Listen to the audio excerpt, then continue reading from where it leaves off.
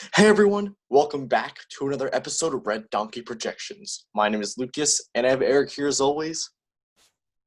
Hey guys. And today, we'll be taking a look at our updated 2020 presidential election forecasts. We did this 2 weeks ago. We do have some updates that we do want to call to attention and show you guys. So, with that being said, let's get right into it.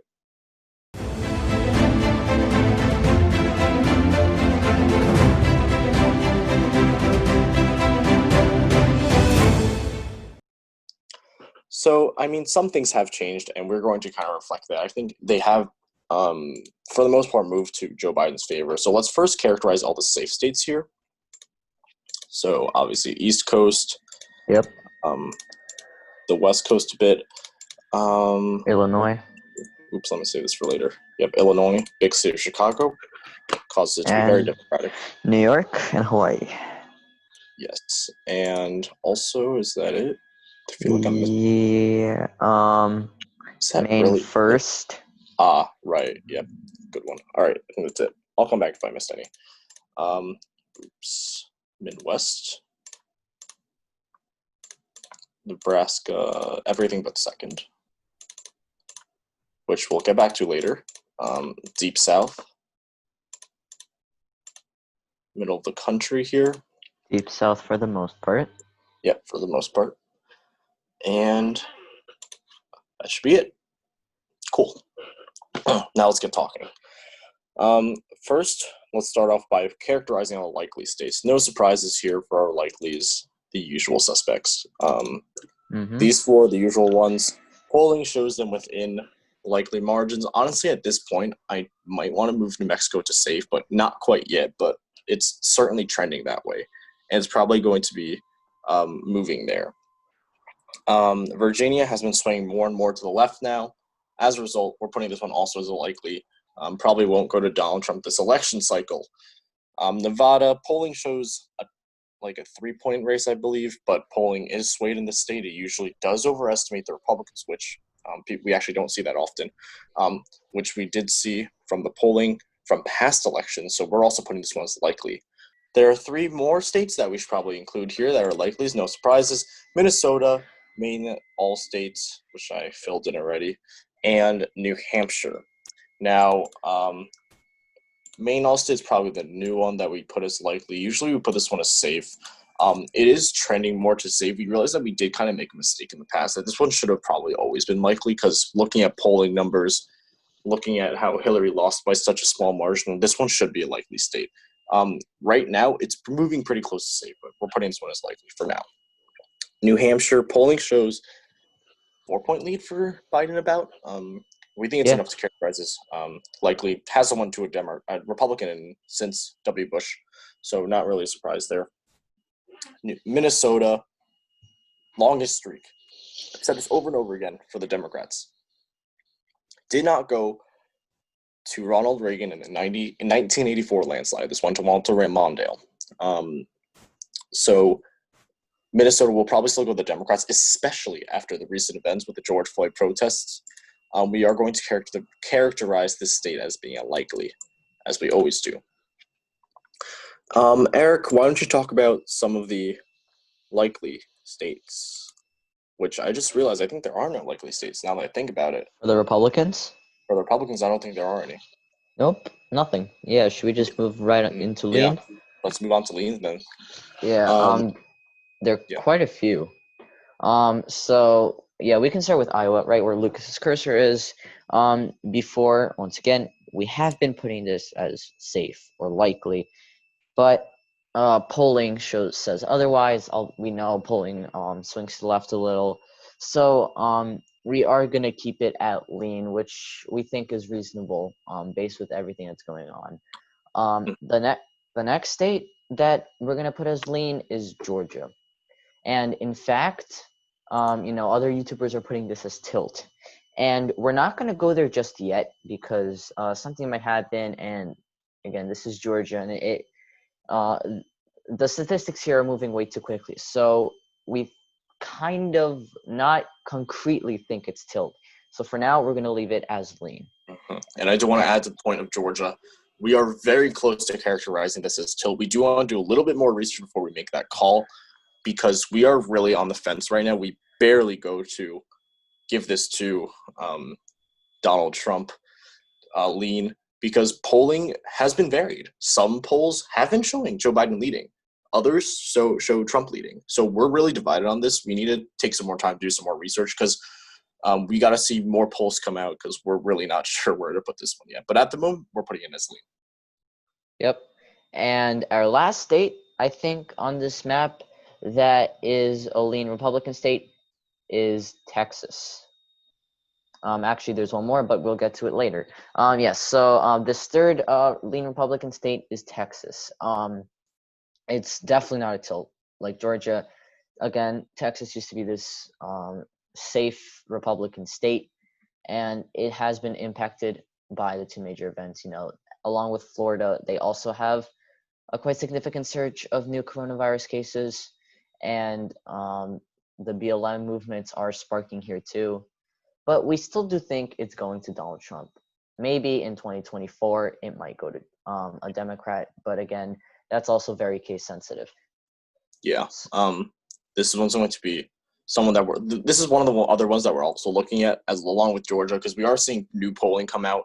Obviously, we don't solely base our projections on polling, but it is a really good indicator. So we're going to keep looking at Texas and Georgia, and we'll let you know of any updates in the future because these two states are kind of on the edge right now. Yep. And I think there's one more lean Republican area, right? Yep. So last but not least, we have Maine's 2nd district. This is the more rural area of Maine. As you can see, the 1st district, the small, highly populated congressional district with cities, it's a safe Democratic state because they tend to vote more Democratic. But here in this rural area, it's probably going to vote for Donald Trump again, as Maine was, All-State was very close to going to Donald Trump. But Maine's 2nd, easily, Donald Trump carried Maine's 2nd district. So he probably has a shot, not as much as 2016, but he does have a pretty good shot at carrying the state too. This district. I 100% agree with that. And I believe that is all the lean Republican states. We're going to now head to the lean Democratic states. Probably the first one, this is probably the state that Joe Biden's probably most likely to flip from 2016. I think that he will probably win the state of Michigan. One, there is a pretty large African-American electorate here. We could see higher African-American turnout as a result of the Black Lives Matter movement, plus added with Trump's pretty high disapproval rating. I think Joe Biden does have a pretty substantial lead here. We know some YouTubers are putting this one as likely, not just yet. Definitely moving towards that direction. Eric, do you remember what polling showed? I think polling did show this one was about 6 points. I don't remember clearly. Yeah, 6 points seems correct. That's a pretty significant lead. But then again, we can't fully use polling because I think Wisconsin showed Hillary up by about 6 points, but it went to Trump. But I think this one is probably going to go to Joe Biden in a lean lean. And, I forgot Virginia. I think I probably talked about it, but I forgot to fill it in again. But anyways, Virginia is likely. Another lean state we have is Pennsylvania. This one obviously is a lot more not as lean as Michigan is. This one's more on the border. But I think that looking at polling and thinking about Pennsylvania, Joe Biden was born here. Very big cities on the East Coast. I shouldn't say East Coast, but East Pennsylvania. Again, there are a lot more rural on West Pennsylvania, but with these Black Lives Matter stuff still going on, like we're seeing huge protests, not as big as before, but we're still seeing some in Philadelphia, Pittsburgh. As a result of that, we do think that African Americans might turn out in higher numbers. And again, coupled with Trump's disapproval rating, just like Michigan, probably will also be lean. Now, I think there's a couple more lean states. Eric, why don't you cover the state of Florida? Yeah, so let's move on to Florida. So there have been multiple factors that make Florida a lean Democratic state. Let's start with the biggest one, coronavirus. Republican Governor Ron DeSantis really held back on restricting and closing down businesses and stores, etc. This really, really disappointed the Democratic people there. And they're really, really angry about how he handled the situation here. And that's one of the biggest factors. The next biggest factor is probably the BLM movements. Florida has a highly Hispanic electorate. They're in support of the Black Lives Matter movement, and that's definitely gonna decrease Donald Trump's chance of winning Florida, just like he did in 2016. And the last, go ahead. Yeah, go ahead. Oh, I'm sorry. And the last factor that's probably going to make Florida a lean state is the polling. Although polling has swung to the left a little, it does show 6.5 up for Biden. And even if we account for some bias towards the Democrats, Biden is still in the lead here. So we think that based on these three major factors, Florida's probably going to be a lean for Joe Biden.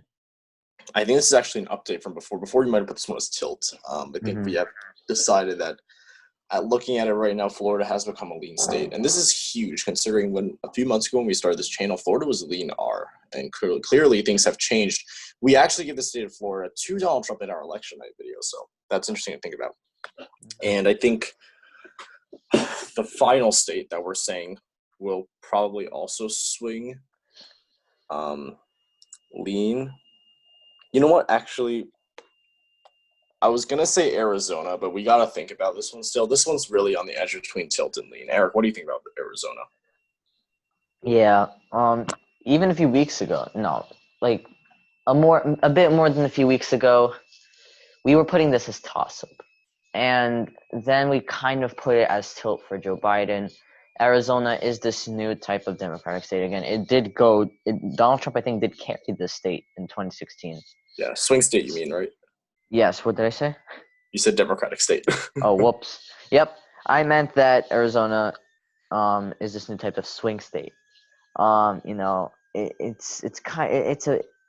going to be a lot of battling here, and I think Joe Biden knows this. Yeah, Lucas and I are talking about whether to put this as lean or tilt or not. Again, if this website had the function, we would put it right in between, but I think we're going to stick to lean just because of general polling and the electorate of Arizona, which is Hispanic, which is in support of the Black Lives Matter movement, and just the general direction of the way this state is swinging, basically. I completely agree with that.